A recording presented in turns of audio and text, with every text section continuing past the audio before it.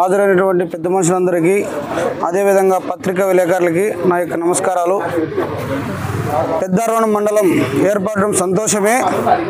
ఎందుకంటే అందరూ కూడా సౌకర్యము ఏదైనా కానీ పాలన దగ్గరికి రావాలని అందరూ కోరుకుంటారు. ఫస్ట్ ఈ దీక్షను స్టార్ట్ చేసే ముందు పెద్ద మనిషి ఆదినారాయణ రెడ్డి గారు ఎన్ని ఊరు ప్రజలు ఏ ఊర్లో అన్ని కలుపుకుంటామో అందరు ఊర్లో దగ్గర మాట్లాడి ప్రజాభిప్రాయం తీసుకొని దీక్షకు మొదలుపెట్టింటే ఆయన సక్సెస్ అవుతుండే. ఏమీ ఆలోచన చేయకుండా నాకు మండలం కావాలనేసి దీక్ష కూర్చునేసి మండలం ప్రకటించుకుంటే నీకు ఎన్ని గ్రామాల మద్దతు ఇస్తా అనేది ఇప్పుడు ప్రశ్న. ఎందుకంటే ఎక్కడైనా కానీ అడవిలో ఉండే పక్షిని ఊర్లోకి తెస్తారు, కానీ ఊర్లో ఉండే పక్షిని అడవిలోకి వేయాలని అనుకోరు కదా.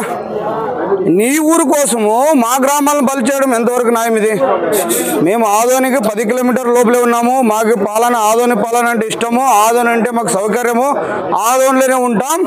కాబట్టి నువ్వు పెద్ద మండలం చేసుకోవాలంటే నీ పక్కలో ఉండే ఊర్లని గ్రామాలని ప్రపోజల్ తీసుకొని నువ్వు ఏర్పాటు చేసుకో. కానీ మా చాయి నారాయణపురము బసాపురము కలిసే ప్రసక్తే లేదు. ధనాపురము దీనికి ఎంతవరకైనా పోరాడుకుంటాం. మా గ్రామాలను ఆదోనిలోనే నిలబెట్టుకుంటాం.